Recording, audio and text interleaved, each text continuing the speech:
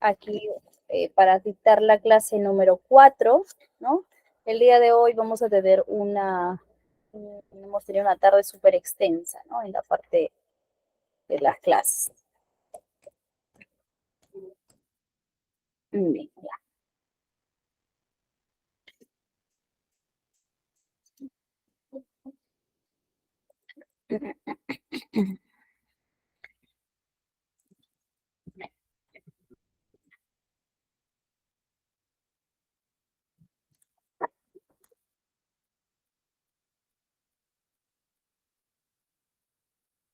Ok, chicos, entonces, empezamos con la clase número 4, o el tema, mejor dicho, número 4, es el área de inmunología, o área de inmunología. Entonces, hay que entender primero la parte inmunológica, ¿no? Nuestro organismo, nuestro cuerpo, a qué entendemos por inmunología.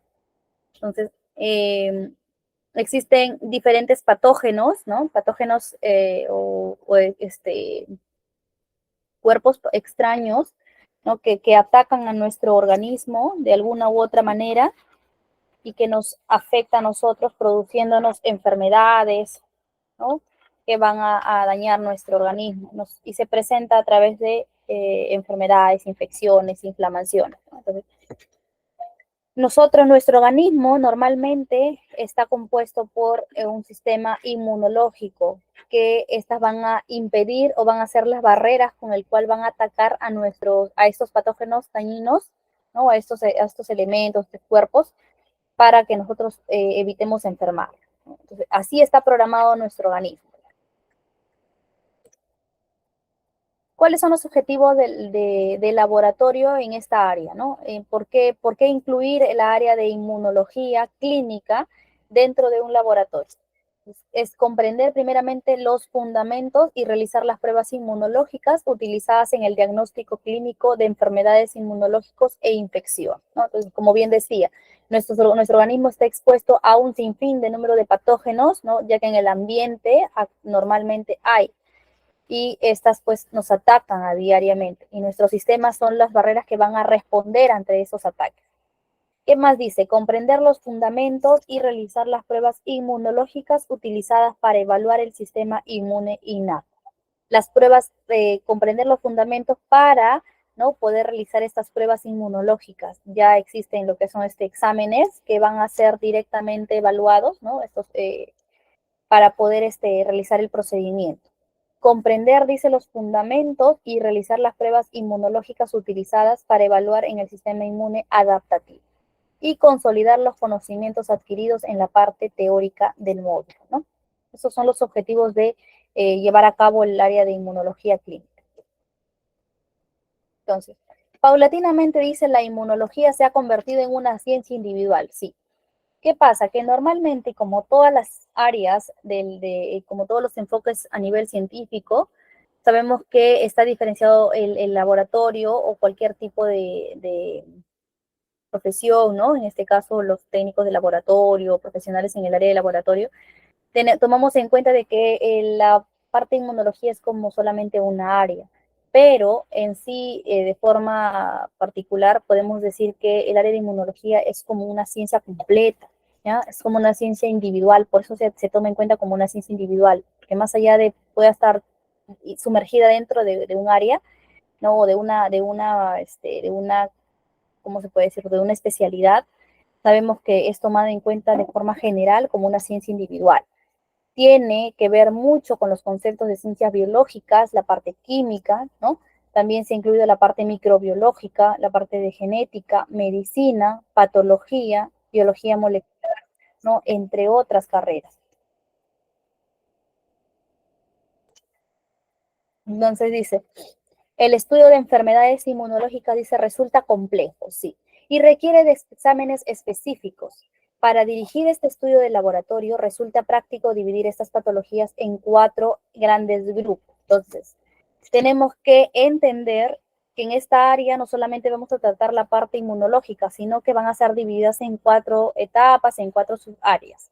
tenemos las inmunodeficiencias, tenemos las enfermedades autoinmunes, tenemos que clasificarlas por enfermedades alergénicas y las enfermedades oncológicas. Entonces, a raíz de estas 4 subetapas o subáreas, se va a enfocar el área de inmunología. Entonces, entre las inmunodeficiencias, ¿cuáles destaca? Dice, los déficits de anticuerpos son posible evaluar principalmente los recuentos de IgA, IgG, IgM, ¿no? Entonces, esto nos hemos podido dar cuenta al momento de cuando se nos presentó el tema del COVID. Recuerdan cuando nosotros estábamos tratando el IgG, el IgM, ¿no? Muchos venían así los exámenes. ¿Por qué? Porque dependían de cómo estaba atacando a nuestro cuerpo este virus extraño, este virus patógeno a nuestro cuerpo, cómo nos estaba atacando y quiénes estaban actuando ahí. Nuestro sistema inmunológico era quienes estaban directamente, tenían el papel más importante. Por eso dependía de cómo nos alimentábamos, cómo estaba nuestro sistema inmunológico para ver cómo reaccionaba ante estos ataques del COVID-19, ¿no? La infección del VIH también es un tipo de virus. Hace muchos años, no sé exactamente, pero sí también llegó como una pandemia en el momento en el que se inició estos estudios, que hasta el día de hoy no encuentran cura. No existe una vacuna para evitarla, no existe una contrarrestración o algún anticuerpo, ¿no? De manera completa, no para erradicar el virus del VIH, no la hay. Hasta el día de hoy siguen estudios. Entonces dice, para ello tenemos que tener en cuenta cuál, la subpoblación linfocitaria, ¿no? Para ver cómo está nuestro sistema linfocitario o nuestro sistema plaquetario, para eso existen exámenes. En este caso tenemos el hemograma completo. Otro dice, en la aproximación diagnóstica de enfermedades autoinmunes se sugiere comenzar con anticuerpos antinucleares. Han escuchado, bueno, los que trabajamos en esta área, el examen del ANA, ¿no? Anticuerpos antinucleares. Entonces, y de acuerdo al cuadro clínico, dice solicitar exámenes específicos, ¿no? Ya hay otros exámenes que te permiten a nivel patológico evaluar, ¿no? Entonces tenemos los anticuerpos anti-DNA, los antígenos nucleares extractables, que es el ENA, y así un número contable de exámenes que van directamente al sistema inmunológico. En caso de enfermedades alergénicos, tenemos pues, o alérgicas, tenemos el estudio que se realiza de acuerdo a anamnesis y temporalidad, en este caso las exposiciones alergénicas, ¿no? Nosotros sabemos bien claro de que existen exámenes que te evalúan de forma general a qué tipo de alergia perteneces, ¿no? A qué tipo de alergia estás presentando, pero el test específico, ¿no? Es el IgE alergénico específico. Por eso hay exámenes que uno realiza y más o menos por descarte sabemos a qué tipo de alergia la persona o el paciente está sufriendo. Entonces, dice, finalmente tenemos las discrasias de células plasmáticas, ¿no? Es el estudio de electroforesis. Entonces, ya con la ciencia, a medida que la ciencia no está avanzando, sabemos que existen pues procedimientos ya tecnológicos como la electroforesis, la inmunofijación, ¿no? Que te ayudan a descartar enfermedades, ¿no? O padecimientos que uno puede tener que te constituyen parte de una buena aproximación diagnóstica. ¿Por qué dice una buena aproximación? Porque son más específicos, o sea, son más que te van a dictar, o sea, ya no es lo mismo trabajar en un laboratorio clínico que se dedica directamente a que un laboratorio donde te realizan pues procedimientos de genética o un laboratorio donde están los que son trabajos a nivel un poco más avanzado, ¿no? Como las evaluaciones cromosómicas o en este caso evaluaciones de electroforesis, ¿no? Trabajan mucho con el DNA. Entonces, el sistema inmunitario es tal cual lo observan en la figura. Es como una llave cerradura, ¿no? Los que hemos llevado, bueno, cursos del sistema inmunitario, ¿no? Y en la práctica en la práctica nosotros no vamos a ver esto, no vamos a ver este tipo de imagen. Lo vamos a ver a través de reactivos comerciales, como se vende, ¿no? Cómo reacciona. Pero a nivel teórico sabemos que el anticuerpo trabaja con el antígeno, ¿no? Un antígeno anticuerpo. Entonces, así trabaja nuestro sistema inmunitario y así está internamente. Entonces, ¿a qué me refiero? Es un poco amplio el área de inmunología y un poco, ya, entonces, tipos de anticuerpos, como lo dije en un inicio, están los anticuerpos IgM, IgG, IgA, IgD, IgE. Entonces, los IgM son los primeros que se producen, no tienen regiones bisagras y no se adaptan bien, aparecen como antenas en los linfocitos B. Estos IgMs, ¿qué son? Se apegan a nuestras células internas, ¿ya? No sé si me logro entender, pero se apegan a nuestro sistema interno y directamente se asemejan o se acoplan a los linfocitos B, ¿ya? Que están en nuestras células sanguíneas. Entonces, estas trabajan de cierta forma para atacar, o sea, cuando se sienten atacadas, mejor dicho, nuestro sistema por algún virus patógeno externo, esas rápidamente se encienden sus antenitas y pues las atacan y tratan de eliminarlas, desecharlas, ¿no? Entonces, estos son los famosos IgM. Tenemos los famosos IgG, anticuerpos IgG, son las que se generan después de las IgM. Pueden atravesar, dice, la placenta para proteger al feto. Entonces, normalmente una mujer gestante ya se tiende si se realiza un examen de IgG de cualquier tipo de índole, de cualquier examen que se realice, IgG se va a presentar en mayor cantidad. ¿Por qué? Porque estas dicen están directamente relacionadas con la protección del feto. Entonces, esas son las famosas IgG. Dice, indican que la infección es un proceso antiguo también, ¿no? Es después de la IgM. Primero están las IgM. Las IgA también aparecen después de las M, presentes en la saliva. Entonces, las IgA están en la saliva, en el moco, en la leche, ¿no? Son anticuerpos que están presentes ahí. Entonces, normalmente, cuando una mujer está dando de lactar, también está produciendo ese tipo de anticuerpos, ¿no? Y se traspasa, por eso dice, la leche materna es mucho más efectiva que la leche en tarro, en este caso a los recién nacidos. Normalmente dice, brindarle, bueno, algunos, no sé si acá hay una persona o profesional en el área de obstetricia o ginecología, pero les comento y dicen que es muy importante la leche materna al momento de darle al recién nacido, es un derecho en realidad, ¿no? ¿Por qué dicen eso? Porque a través de la leche materna se pasan los anticuerpos. ¿Cuál de esos anticuerpos son los que se pasan más, por así decir? Si yo les tomo un examen ahorita y les preguntara eso, ¿no? Y sabemos que el anticuerpo el anticuerpo IgA es la que está más presente en, en la leche materna. Entonces, por eso es muy importante al recién nacido brindarle este tipo de leche, excepto que cuando ya pues una paciente no tenga buena cantidad o no está produciendo leche materna, ahí sí se puede sustituir por una leche comercial, ¿no? También dice, están en las mucosas, pues en las piezas secretoras que evitan ser degradados. La IgD, que está sustituyente a la IgM, ¿ya? Y dice, aparecen como antenas en los linfocitos B, también están acopladas en los linfocitos. Y la IgE, que es de alta afinidad, mediante procesos, median en los procesos alérgicos, su función es de eliminar a los parásitos, en particular a los gusanos. Entonces, IgE normalmente cuando sienten atacados por cualquier parásito, van a reaccionar este examen y los anticuerpos IgE. Los anticuerpos antinucleares.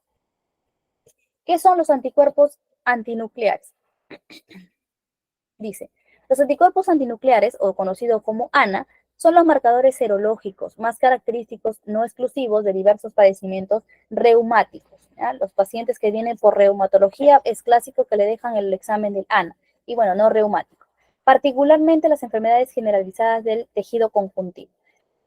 Se presenta como una respuesta inmune dirigida contra lo propio. ¿Qué pasa? Que cuando un paciente ya está siendo afectado y el doctor, el médico, según su historial médico, le deja un examen de anticuerpos antinucleares, es porque está sintiendo que el paciente está siendo atacado por cualquier patógeno o ha sido atacado y prefiere descartar para ver sus valores referenciales. El esquema del procedimiento. Entonces, acá tenemos, por ejemplo,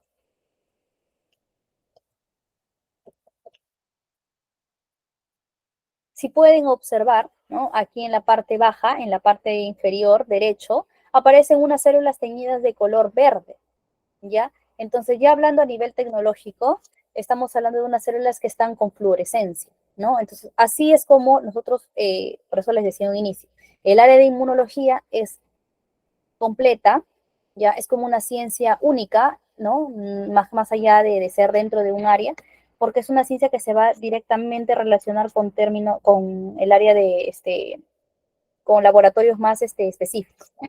Entonces, les dije que se tenía que trabajar con los electroforesis. Eso es un parte de un equipamiento que es más completo.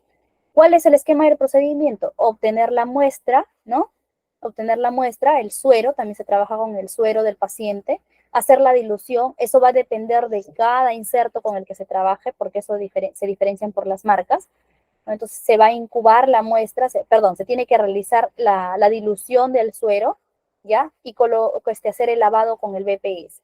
Eso es parte del equipo, todo este procedimiento es parte del equipo de la electroforesis, para observar las células verdes. Para llegar a esa observación, como vieron en esta parte, ¿no? A esta imagen, ha tenido que pasar por una serie de procedimientos. Entonces, este es el procedimiento en sí con el que se trabaja, ¿no? Se tiene que secar, tienen unos tiempos delimitados, ¿no? Originados en el inserto. Se tiene que incubar la muestra con el suero, ¿no? Y el reactivo que ha sido previamente preparado en estas bandejas. Se tiene que colocar gotas, ¿no? De montaje, bueno, que vienen ya en el inserto, en el producto. Y finalmente estas son observadas a través de unas pantallas, ¿no? A través del microscopio, ¿no? Algunos microscopios binoculares cuentan con una pantalla externa, que son las actuales. Entonces las vamos a observar de esta manera, ¿no? Entonces, ¿qué observamos acá? Dice, este es el resultado y reporte de ANA con HEP2 y F. Patrón nuclear dice granular fino, el AC, granular fino positivo, 1,40. Y patrón nucleolar dice AC granuloso positivo 1,160. Son diluciones que se han realizado dentro de este esquema, ¿ya? Entonces, dice aparato mitótico negativo. ¿Qué quiere decir mitótico? Que no ha habido formación de células mitóticas o cancerígenas. Entonces, está dentro de un paciente. ¿Qué quiere decir? Paciente femenino. Solamente dice patrón citoplasmático, granular fino denso positivo. Entonces, aquí dice 1,80. Entonces, ¿cuál es el diagnóstico? Nosotros no las podemos más allá interpretar, pero por evaluación sabemos que es un paciente femenino, ¿no? Por información, de 55 años con síndrome de Overlap SS, bueno, PM, son terminologías médicas, ¿no? Entonces, ¿cómo llegamos a esto? Ahorita les explico, algunos me están entendiendo, otros se pueden quizás un poco no conocer esta parte, les voy a explicar cómo se desarrolla esto, cómo llegamos hasta saber que es un síndrome overlap. Entonces, acá, la interpretación del análisis, lo que vamos a interpretar la parte de arriba, el patrón. Dice, patrón AC4, se asocia con los antígenos, tiene que ver mucho con el antígeno, ya los nombres que están desarrollados ahí, HNRNP, ¿no? Son terminologías, dice, y la polimerasa 3. ¿A qué está asociado este patrón? A patologías como enfermedades mixtas del tejido conectivo, ¿no? Lupus eritematoso, sistémico. Tenemos el síndrome Sjögren, tenemos la DM, ¿no? Entonces,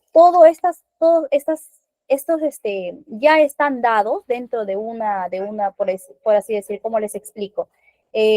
Una relación que viene dentro de esta área. O sea, para poder interpretar el ANA es un tema muy complejo, sino que es uno de los exámenes más solicitados en el área de inmunología. Si yo les detallo cada uno de los exámenes, va a tener un montón de procedimientos tal cual les estoy mostrando.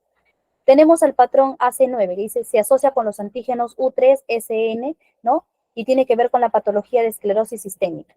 El patrón AC19 dice, se asocia con los antígenos PL7 y PL12, que es la proteína ribosomial.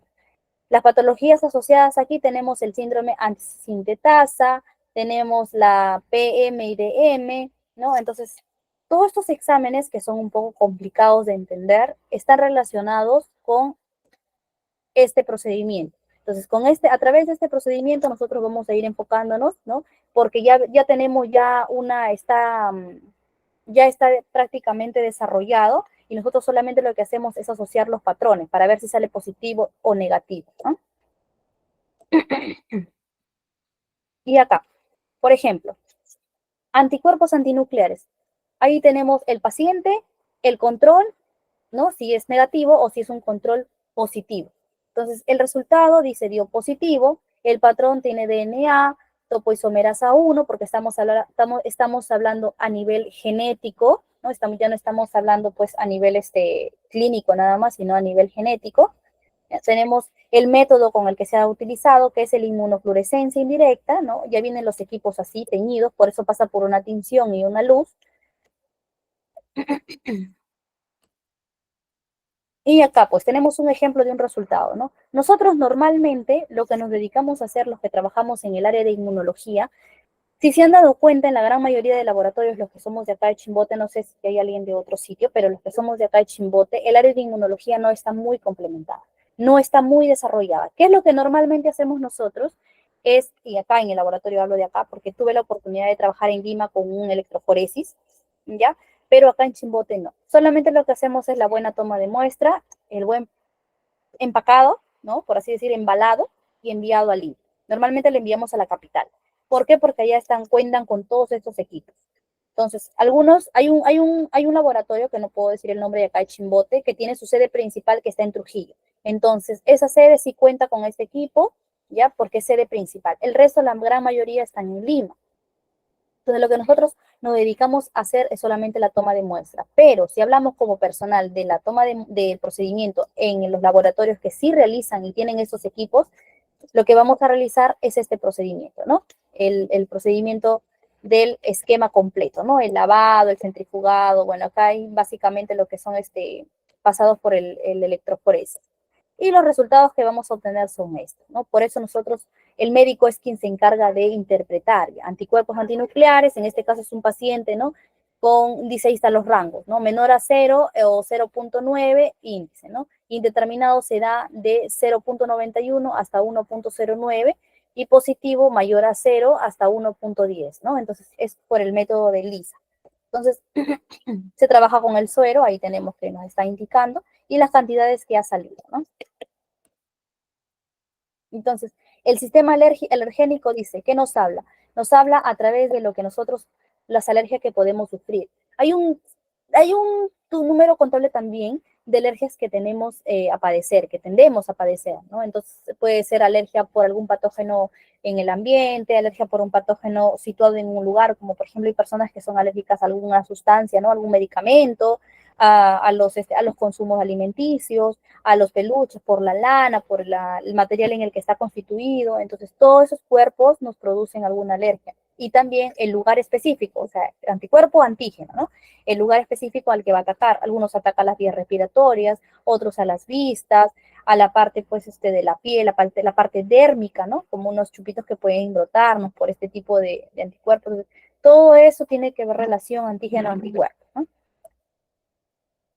Entonces, ¿qué es la prueba de alergias en sangre? Sí existe. Es una prueba de alergias que se mide la sustancia llamada inmunoglobulina E.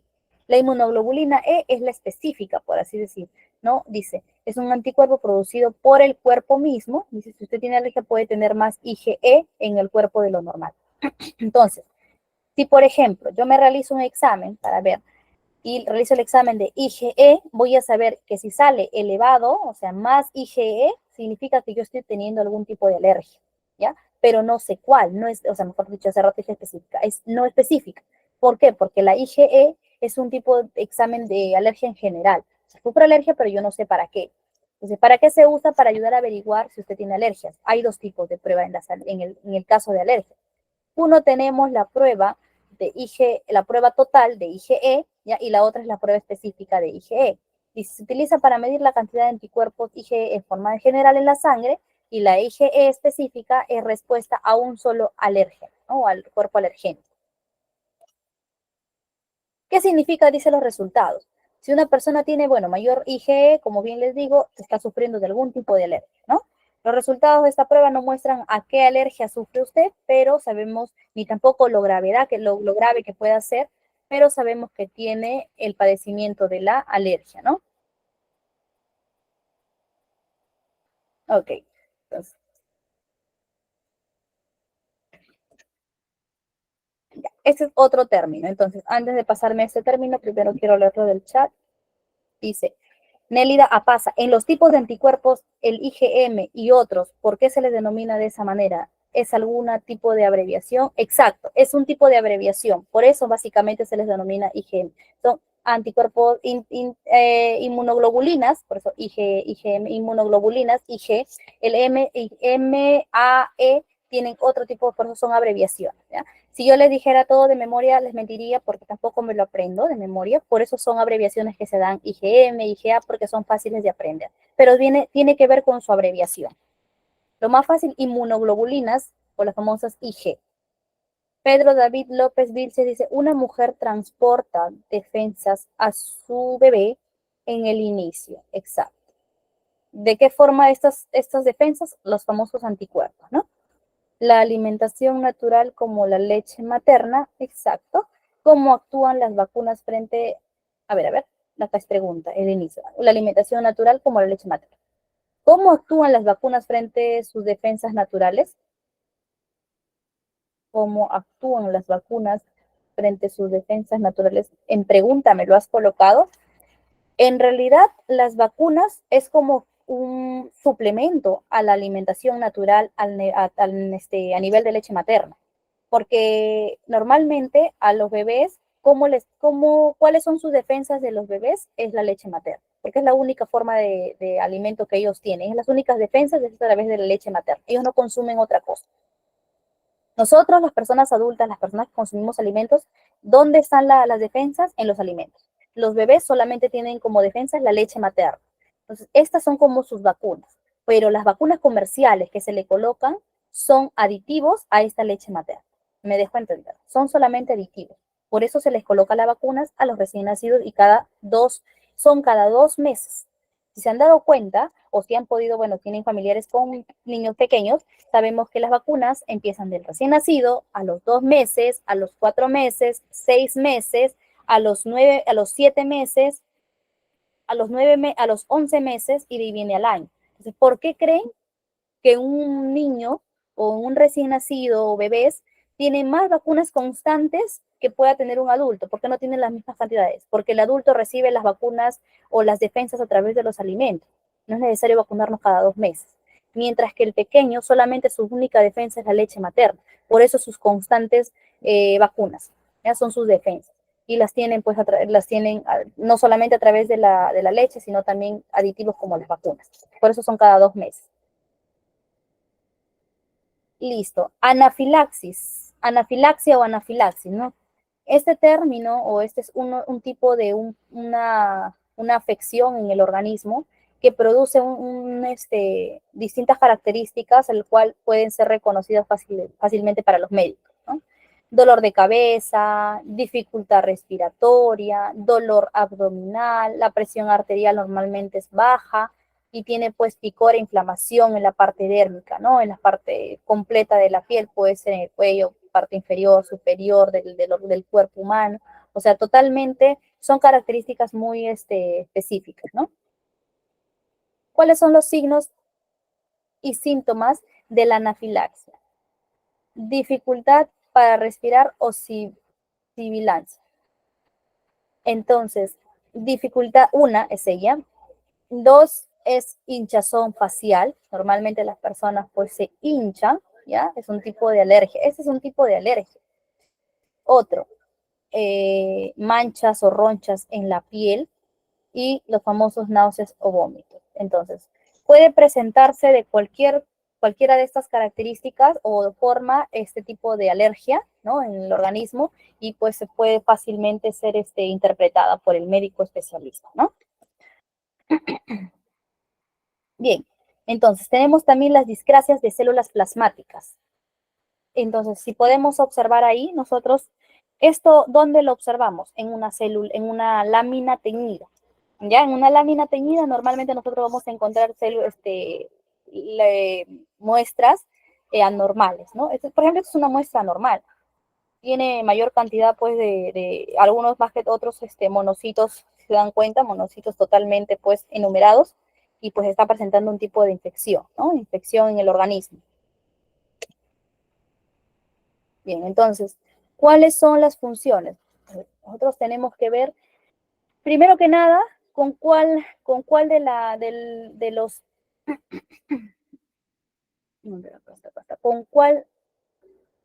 con qué parte nosotros trabajamos, con el plasma, con la parte leucocitaria o con los hematíes, para evaluar ¿cómo se llama? En esta área de inmunología. No sé, a ver, ¿ustedes tienen alguna idea? ¿Han trabajado en el área de inmunología? ¿Tienen experiencia? Coméntenme a alguien que esté al tanto de esta información. ¿Con qué trabajamos en el área de inmunología? A ver, como personales de laboratorio. Suero, plasma, bueno, ya sabemos que es que suero o plasma en este caso son confundidos, ¿no? O la muestra de sangre, directamente sangre total.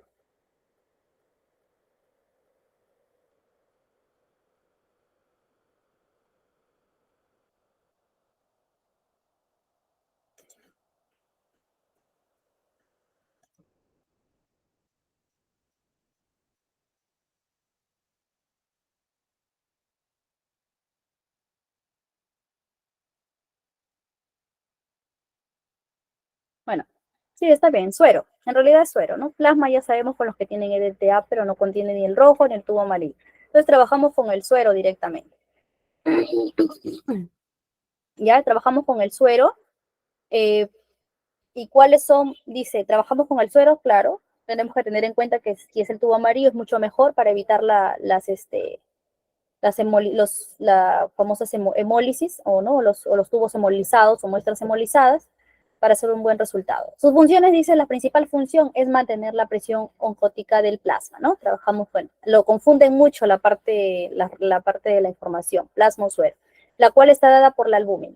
Dice, sistema de tampón del equilibrio ácido-base, es vehículo transportador de sustancias endógenas y exógenas, son reactantes de fase aguda, principalmente de las globulinas. Bueno, al momento de trabajar, pues son anticuerpos, participan, dicen, en la defensa humoral, principalmente las inmunoglobulinas. Casi todas son las inmunoglobulinas, por eso es inmunoglobulina A, inmunoglobulina B, D, inmunoglobulina M, A, inmunoglobulina la E, son anticuerpos, ¿no?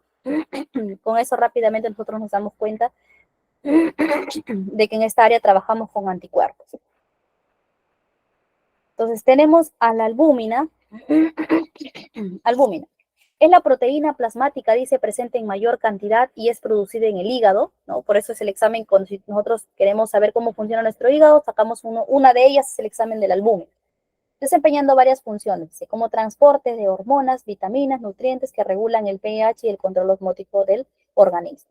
Sus valores referenciales están tal cual les he indicado acá y creo que eso va a depender de cada laboratorio. El aumento de albúmina, ¿qué nos produce? O sea, ¿qué pasa si uno tiene niveles altos de albúmina en esta proteína? Hay menos cantidad de agua, ¿no? Entonces normalmente dice, por consecuencia el volumen sanguíneo es menor. Mayor cantidad de albúmina, o sea, es menor en el volumen torrente sanguíneo, siendo determinados, dice, los niveles más altos. Y la disminución también tiene que ver con parte perjuiciosa para nuestro organismo. Puede llevar, pues, disminución de albúmina en los casos de diabetes mellitus, hipertensión, ¿no? Deficiencias nutricionales, cirrosis también tienen que ver con la deficiencia del albúmina.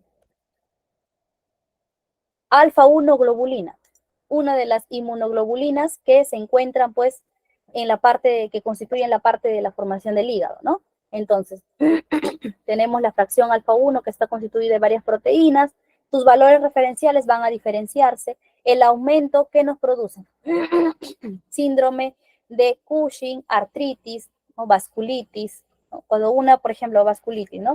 Los pacientes que sufren, pues, ¿cómo se llama? Eh, los que están en los urología. También he tenido la oportunidad de trabajar en un centro urológico. También presentaban los pacientes que tenían las bolsas de los testículos hinchados, entonces tenían vasculitis, ¿no? Entonces, al momento de realizarle un examen de alfa-globulina, alfa-1 globulina, también salían elevados sus valores referenciales. Y la disminución puede ocurrir, pues, en síndrome nefrótico, ya enfermedades hepáticas graves. Por eso yo decía en un inicio, aquí directamente en esta área trabajamos con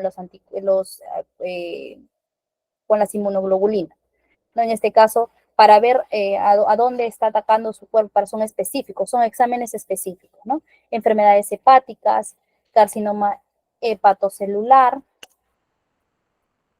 Tenemos el alfa-2 globulina también, está directamente formada por 3 proteínas, dice, ¿no? Tenemos el SER, es un examen específico, el HPT y las macroglobulinas. Esos exámenes son específicos y son un poco más costosos. No las realizan cualquier laboratorio clínico, ¿ya?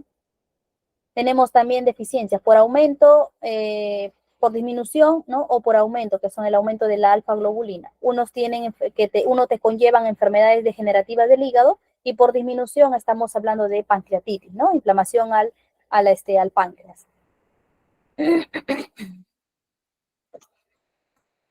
La beta-globulina también tiene que ver con la transferrina, ¿no? La principal función del hierro, ¿no? Normalmente algunos pacientes que sufren de hemoglobina baja tienen que ver, nosotros, ¿cómo les puedo explicar? Un laboratorio clínico se dedica a sacar pues hematocrito, hemoglobina o un hemograma completo para ver cómo está su a nivel al sistema inmunitario. Pero si nosotros queremos ir más allá de una manera específica, trabajar pues directamente a cuál es el problema, tenemos que trabajar con el beta-1 globulín. Es un examen específico para ver la transferrina, cómo está funcionando, porque esta es una proteína principal de la beta-globulina, ¿no? Y del transporte del hierro. El aumento de una de ellas, ¿no? En este caso de la beta-1 globulina, tiene que ver con la ictericia, anemia ferropénica, ¿no? Diabetes. Entonces, al momento que nosotros realizamos estos exámenes, nos vamos a dar cuenta si el paciente está sufriendo de este tipo de exámenes, si se ve fuera de sus rangos normales. Y la disminución tiene que ver con, puede ser conservada con procesos crónicos, ¿no? Disminución de fracción de la proteína no es muy frecuente. Dice no es muy frecuente. Sin embargo, puede ser observada en procesos crónicos. Normalmente siempre se va a ver aumento, no disminución. La beta-2 globulina dice tiene que ver con la microglobulina y la proteína C reactiva. Sus valores también tienen que ver si son altos o bajos. Si tienen un aumento, vamos a tener relacionados con los linfocitos, inflamaciones o infecciones. Cuando los linfocitos están aumentados, tiene que ver con inflamación o infección. Si tenemos una disminución de esta alfa-2 globulina, entonces, ¿qué estamos teniendo problemas en el hígado, ¿no? Impide la síntesis de una buena síntesis de proteínas. La gamma globulina, otra de las globulinas o inmunoglobulinas que se trabaja en esta área de inmunología, ¿ya? Entonces, ¿qué dice?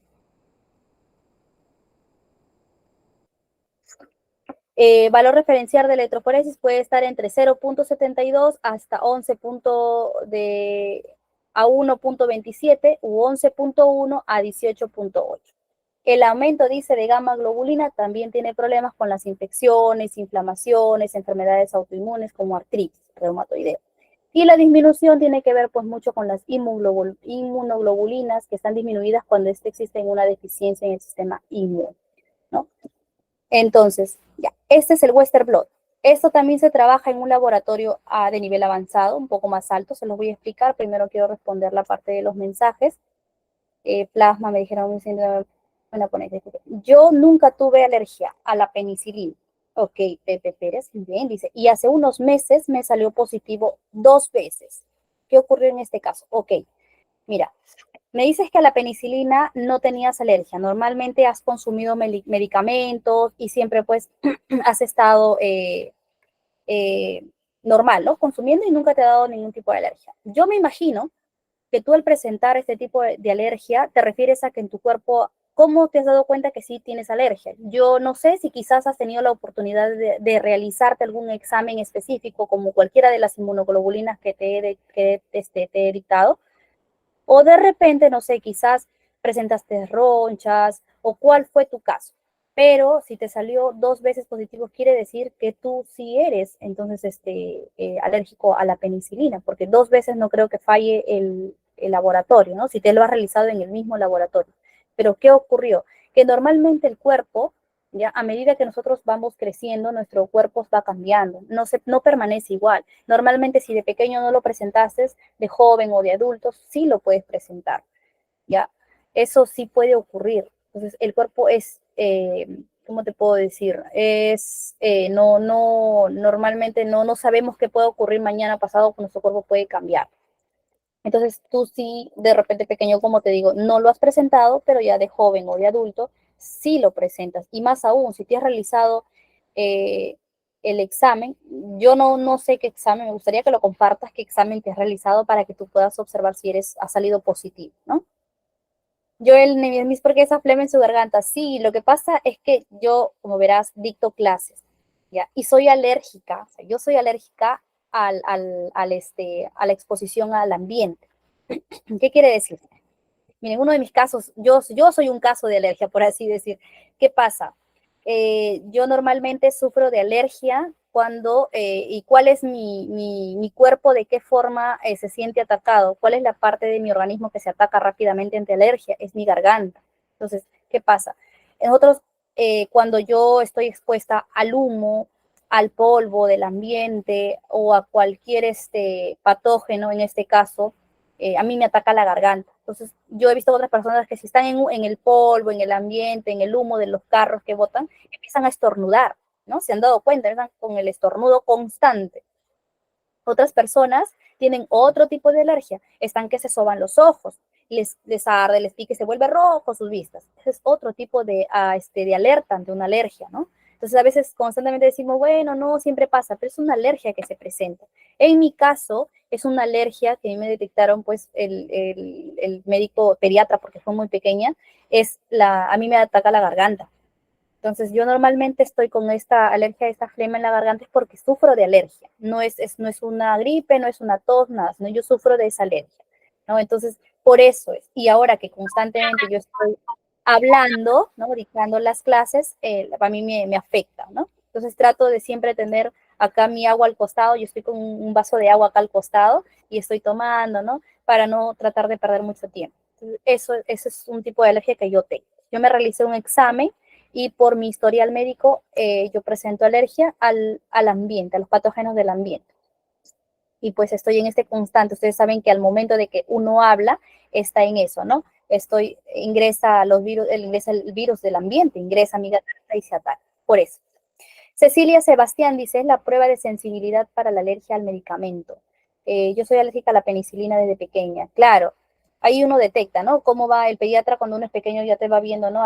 Porque tienes reacciones que tu cuerpo normalmente brota, ya sea por nivel dérmico o ya sea porque de repente, pues, por un padecimiento que tu familiar, en este caso persona mamá, papá, ha podido observar, ¿no? Y por eso que les alérgica la penicilina. Las reacciones en los cuerpos son distintas, como les explicaba. A algunos les ataca las vistas, en mi caso la garganta, a otras personas les ataca la piel, ¿no? Entonces, en otros las fosas nasales, por eso les da el estornudo constante. Y bien, la parte del Western blot. Para tomar mi agua. Entonces dice, ya, Ruth Medina Leiva, me dices, ¿cuál es el mejor examen para saber a qué somos alérgicos? Exacto. Panel de alergias, sí. Hay en Lima hay unos especialistas que se dedican a ver el panel de alergias, ¿ya? Sí hay, así como nosotros sabemos que ahora hoy en día, ya los exámenes genéticos para podemos detectar, pues, el las enfermedades de cromosomas, ¿no? Entonces también así también tenemos el panel de alergias, sí las hay. Pero si nosotros queremos, primero, antes de ir a toda esta evaluación del panel de alergias, porque uno tiene un costo elevado, tenemos que hacernos pues un examen de inmunoglobulinas. En este caso es la E. La E es casi un poco específico, ¿ya? Si nosotros queremos un examen de inmunoglobulina E en un lugar, en un especialista o en un centro de especialista para ver más o menos qué tipo de alergia. Y con nuestro historial médico, por descarte, van a detectar a qué tipo de alergia somos, ¿no?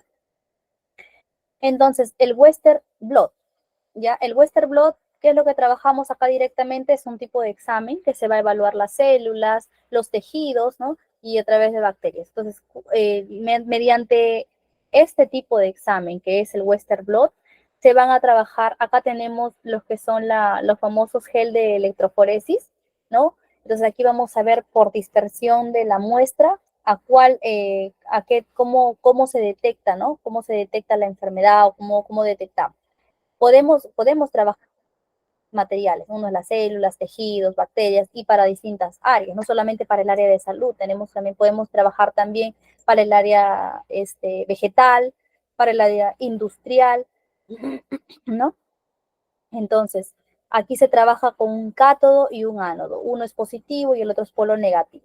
Si vamos a trabajar en un laboratorio de alto nivel, tenemos que tener en cuenta y conocimientos básicos sobre este tipo de examen, ¿no? Al menos en el área de inmunología sí se trabaja con este equipo. Por eso es que en los laboratorios no incluyen esta área de inmunología. Prefieren hacer los envíos terciorizados. Gel cassette, tenemos el electroforesis y el tanque donde se va a hacer el ingreso de la muestra. Aquí está. Tenemos el cátodo, el ánodo, es como un, ¿cómo le puedo decir? Un equipo de luz, ¿ya? Un equipo donde tiene que ir un positivo y un lado negativo, como una pila, ¿no? Y para que podamos ver cómo se separan las bandas, ¿no? Del gel, las bandas en el gel, ¿no? Entonces, este tema es un poco más allá, pero les voy a explicar de forma general, ¿no? Para ver la separación de las bandas de las proteínas. Entonces, aquí está. Nosotros podemos observar como profesionales, hay dos tipos. Nosotros trabajamos en esta área con ondas o con bandas electroforéticas. En este caso estamos viendo que si nosotros trabajamos, acá tenemos, por ejemplo, la albúmina, alfa 1, alfa beta globulina 2, la beta o la gamma globulina, como los he nombrado hace unos minutos. Ya, entonces, ¿qué pasa? Si nosotros vamos a observar en el equipo, ya no los vemos en la pantalla, quizás podemos observar, o ¿cómo les explico? En la pantalla que va conectado al microscopio, ya porque nosotros observamos al microscopio, entonces vamos a observar bandas, ¿no? Perdón, ondas. Pero si nosotros vamos a observar en el equipo de electroforesis, ahí observamos las bandas. ¿Bandas a qué me refiero? Pequeñas líneas que se van a ver aumentadas, ¿no? Si la onda es elevada, y si la onda es baja, pequeñas bandas más ligeras, ¿no?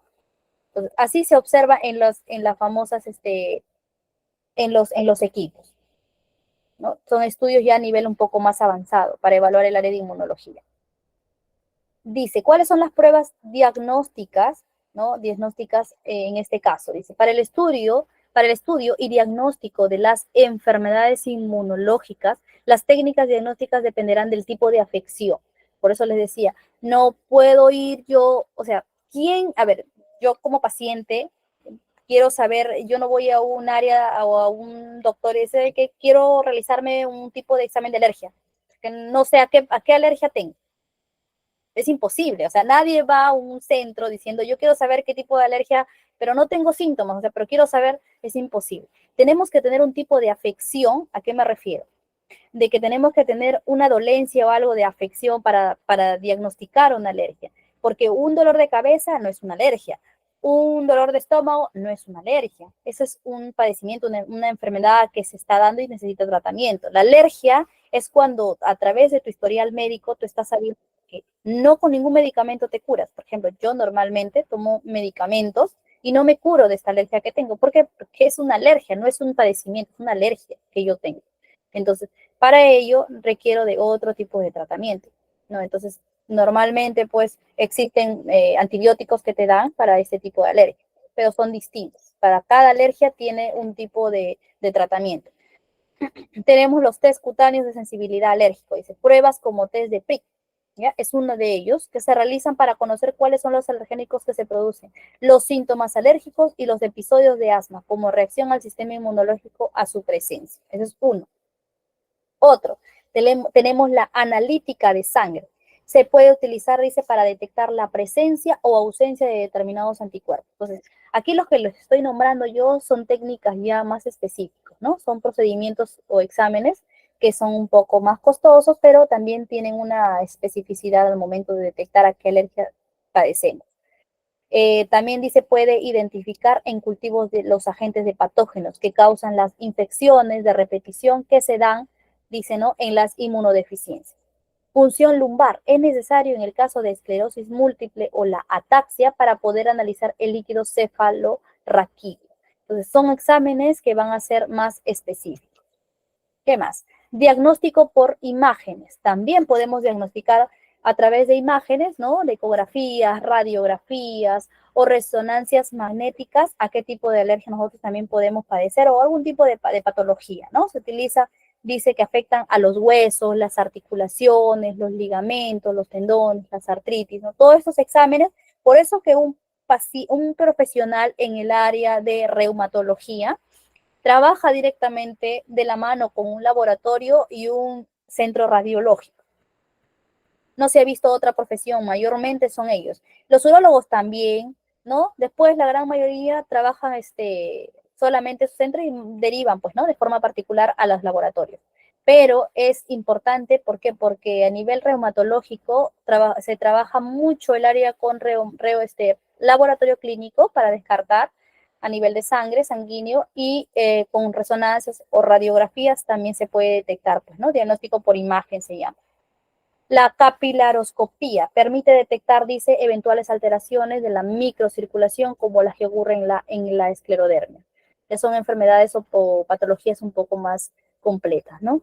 Las biopsias, dice la enfermedad célica, bueno, por ejemplo, es muy útil al momento de analizar tejido, ¿no? Aquí mayormente es para las biopsias pues, por endoscopías, ¿no? Puede ser biopsias de tejido vaginal, urológico, ahí sí es de forma general, ¿no? Al nivel de patología. Entonces, con las biopsias nosotros vamos a detectar si existe algún tipo de cáncer, ¿no? O a nivel patológico, de cualquier tejido del organismo. Tenemos también las pruebas genéticas. Último, muchos laboratorios están incluyendo dentro de sus áreas el área de genética. ¿Por qué? Porque es más completo. Entonces, así el médico no solamente pues, va a poder ya trabajar con el área clínico, sino con área genética. Entonces, es muy importante conocer las enfermedades, conocer las terminologías médicas, conocer básicamente en qué los procedimientos, ¿no? Que se están realizando, el electroforesis. Y ahora todo viene en kits. O sea, básicamente antiguamente se hacía manual.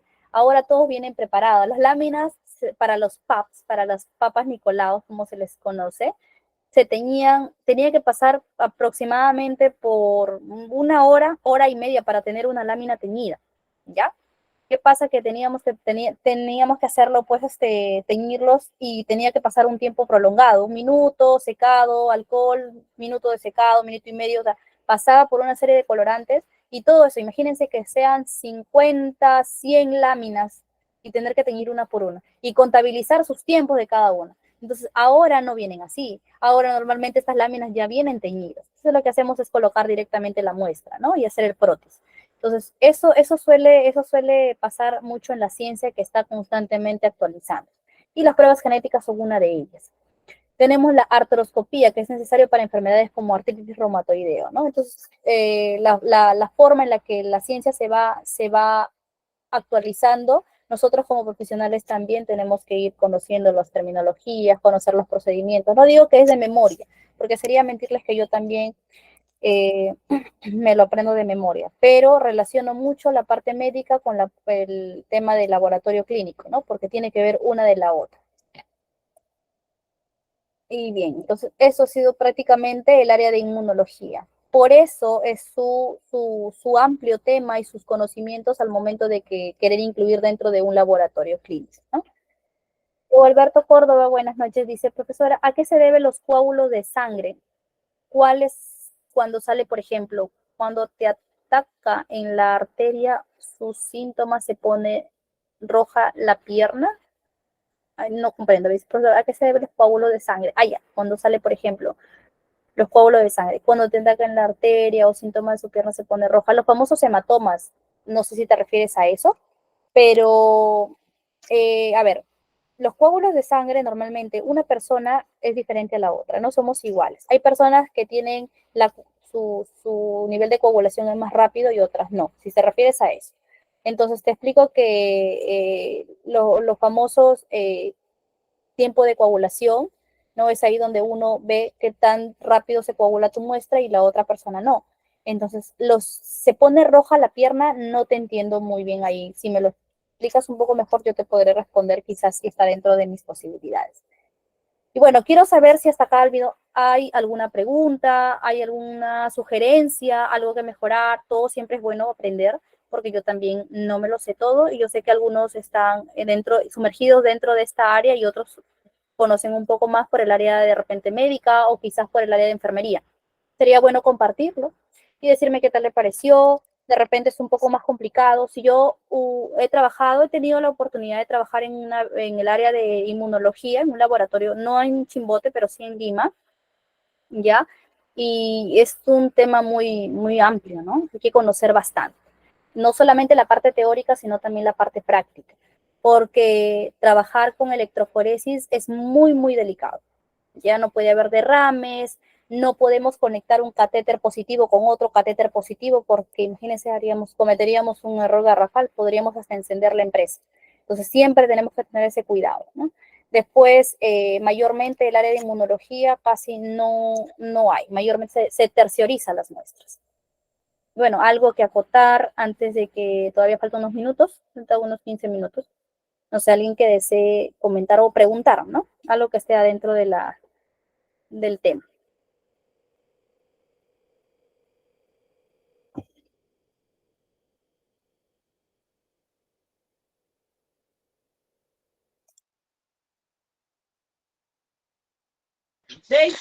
Señorita, buenas noches. Disculpe, yo tengo un hijo y también tiene esta flema constante. ¿Me podría dar alguna salida? ¿Qué prueba le puedo hacer? ¿O a dónde lo puedo llevar?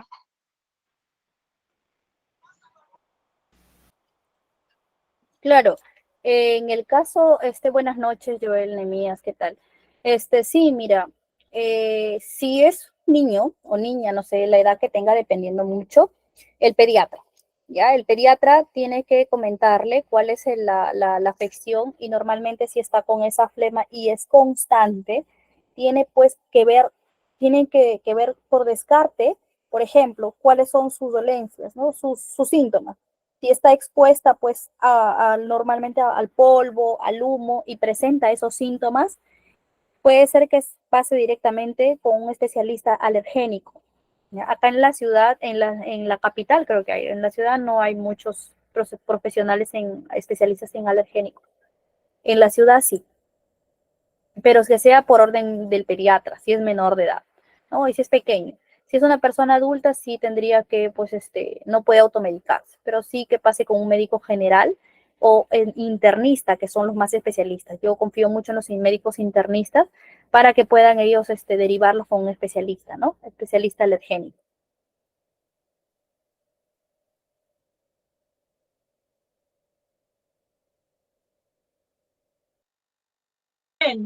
Muchas gracias, señorita. Mil disculpas por meterme en su vida de preguntarle por la flema de su garganta. Quería saber algo de eso. No, no, claro, al contrario, ¿no? Siempre es bueno yo preguntar, eso es lo básico en todo profesional o una persona, no quedarse con la duda. Prefiero que siempre pregunten, es muy importante a veces. Así conocemos, ¿no? A veces no podemos conocer de repente por lectura o por simplemente información, sino por la vida, experiencia propia de uno, ¿no? Y es bueno preguntar. Claro que sí.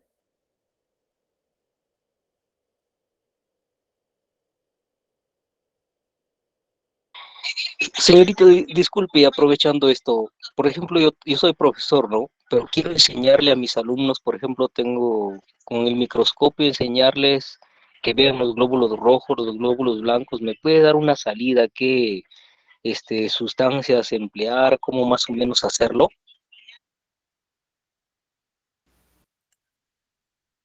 Claro.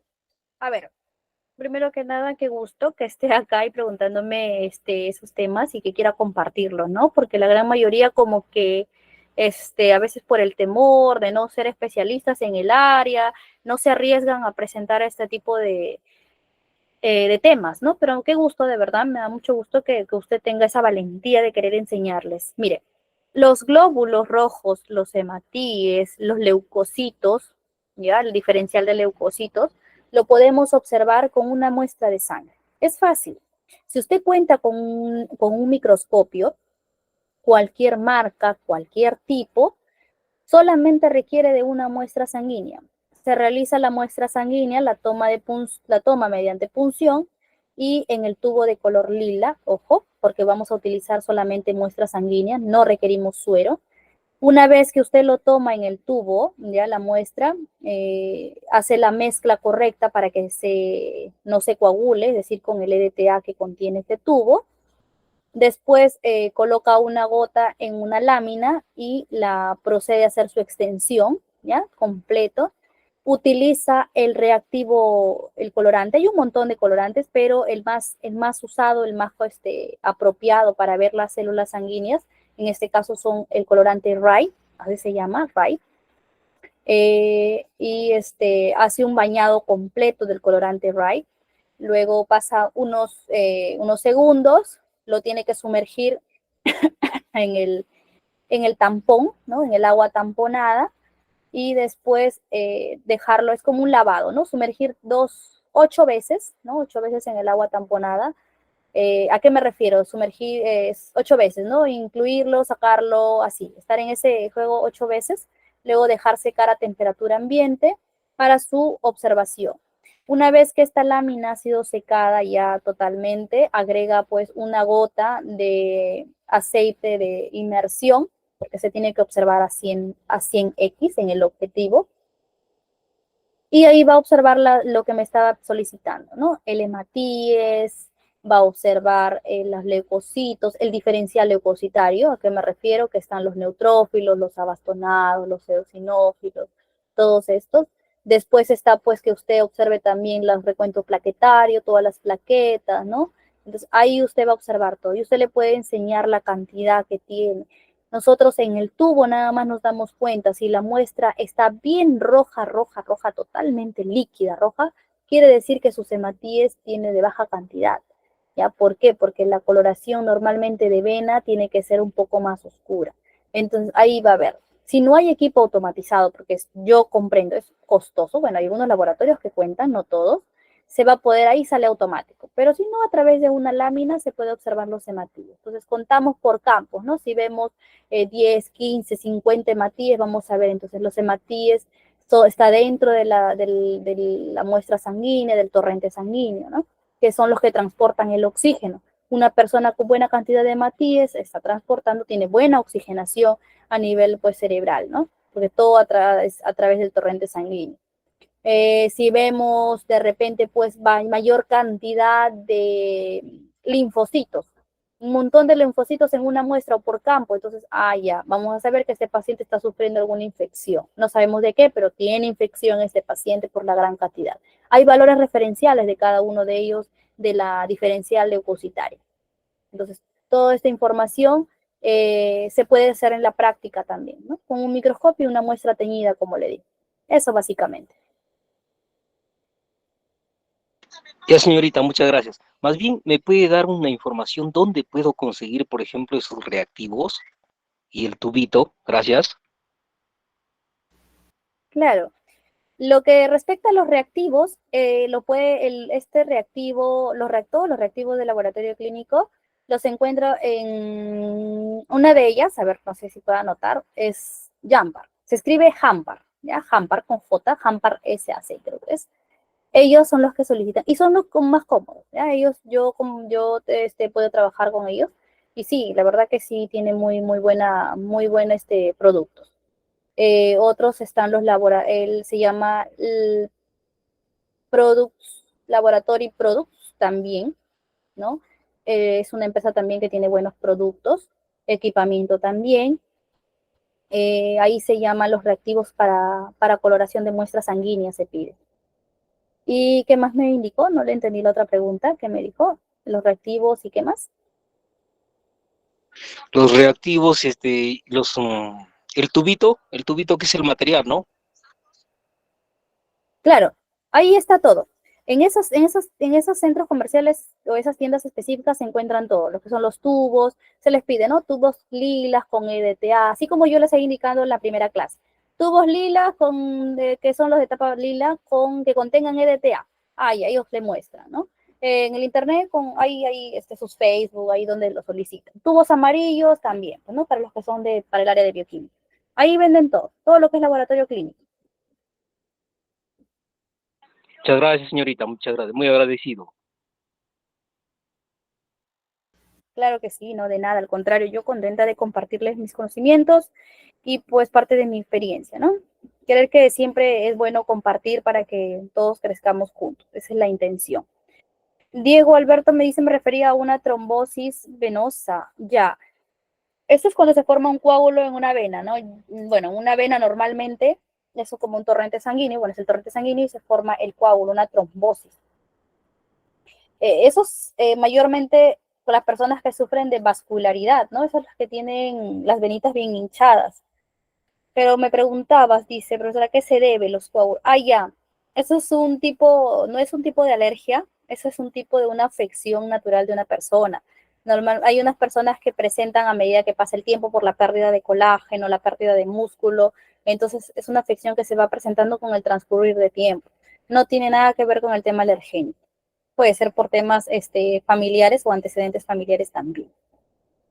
Karina Centeno dice, los cassettes para las pruebas de dengue, ¿cuál es la correcta interpretación según salga? ¿IgE o IgM?